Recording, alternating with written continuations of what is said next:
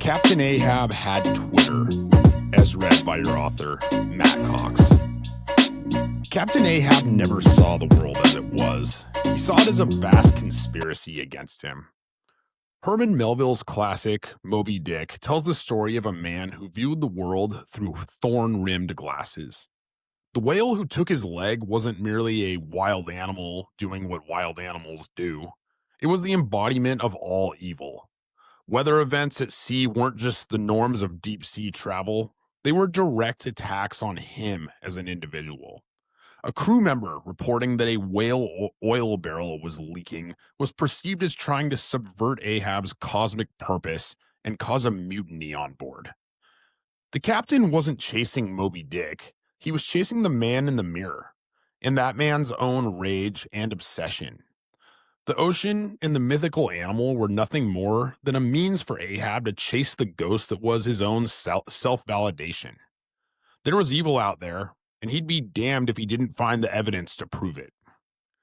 These days, our ocean and white whale are digital. The internet offers us an endless deep blue sea of proof for whatever story we've already decided is the correct one in our heads. A way to find the evidence to support our conclusion, rather than the conclusion that is supported by our evidence. If you've already concluded that your political opponents are villains, you're one Twitter search away from uncovering evidence that makes it feel undeniable. Like Ahab, we no longer search for truth. We search for confirmation. The murder of Charlie Kirk predictably brought out this dynamic in spades, and the internet quickly morphed into the most hideous version of its already ugly self. As of the writing of this blog, the suspect is still at large. They did just arrest the suspect a few hours ago as I record this. That, of course, did not stop countless people from proclaiming that Charlie was killed by a far-left nut job because of his beliefs. This may end up being true, or it may just as easily be a sad, lonely young man who simply wanted to kill someone famous, like the Trump shooting. Or the Reagan shooting by another crazed young man who wanted to impress Jodie Foster. Seriously. The point here is not to dive into a guns debate or a right versus left debate. We've been banging our head against the wall with this for years, and I frankly have nothing new to offer. If there is one thing I want to get across to you, it is this. Most people are good. The internet is not real life. It is a machine that aggregates the worst version of everything and convinces you that it's the norm. Then it harvests your outrage and anger for capital. Most people are incredibly pleasant in person, and far too many are insufferable behind the protection of a keyboard. Hey guys, we're taking a quick break, but before we get back into it, if you're enjoying this episode, make sure to like, share, and subscribe. It really helps us to keep bringing you more valuable content. And if you're on Apple Podcasts or Spotify, don't forget to leave a review. Please, it makes a huge difference. All right, let's get back to it. As the saying goes, if you're not paying for the product, you are the product. I'll say that again. If you're not paying for the product, you are the product. And you are never more valuable to the platform and less valuable to yourself than when you are emotional and enraged. If you're enraged, you're engaged. Think back to the last time you went back and forth with someone on a Facebook thread. My guess is you weren't trading pozole recipes. Although, I got a fire pozole recipe when I was back in Oregon last week. It was happening because you were emotional and angry, and so was the person on the other end. You both wanted the last word, you both kept messaging, the Facebook market cap kept going cha-ching, and you were both worse for the interaction. On Wednesday, the discourse around Charlie's death quickly turned from sadness to performative outrage. Consider the following two, air quotes, conclusions that you could come to at the time of his death on Wednesday. Number one, the right is outraged that everyone on the left is celebrating this, and the left is outraged that no one on the right cares when kids are killed in schools.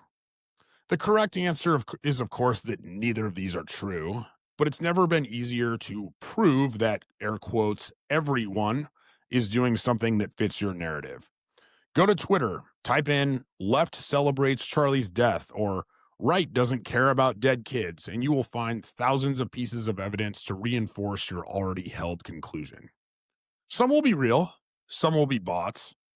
On a planet Earth of 7 billion people, you will sure as hell find whatever evidence you want to support your conclusion. This is how the algorithm works. The outrage feeds the outrage, which feeds more outrage, and pushes the worst version of everything to your timeline. In turn, making you believe that the version of events or opinions that you received is the most common denominator.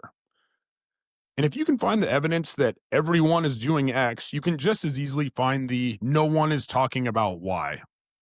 The implication, of course, being that if you or I do not post on social media every day about every tragedy on Earth, it surely means that we do not care.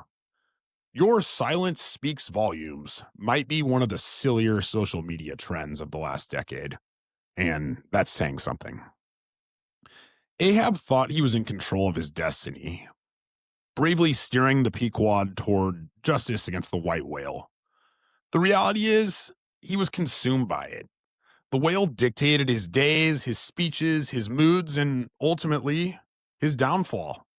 He thought he was the hunter, but he was in fact the hunted by his own obsession and paranoia. That's the price of our free digital world. We think we're scrolling for information or choosing what to watch and ultimately deciding what to believe. Spoiler alert, we think we're pulling the strings, but the internet is Geppetto and we're just Pinocchio, dancing like a court gesture for someone else's profit. The most profitable moment for the platform is the worst moment for you and America. Each click, share, or furious comment isn't you exercising free speech. It's you becoming an input on a corporation's balance sheet. In the same way Ahab could find malice in a storm cloud or dissent in a barrel of leaking oil, we can find infinite evidence online to confirm whatever suspicion we already hold. Every time we do, the algorithm takes the cue to serve us more of the same. The fear isn't merely that we've lost sight of the truth, it's that we no longer realize we've stopped being the captain of the ship. That is a wrap for today's episode. Thanks for tuning in to the Saucetown Investor. If you got value from this, drop us a comment and let us know your thoughts. Did you have a big takeaway? Is there a topic you want to see us cover next time? Is there a guest you want to see interviewed? DMs are open. Business is at Saucetown Properties, and my personal, you can DM me personally, is at The Real Matt Cox 4. We'd also like to ask you kindly to please like and subscribe. You can also follow along with the Saucetown Investor blog. That's mattcox444.substack.com. Thanks again, guys, and until next time, keep investing and stay saucy, Saucetown.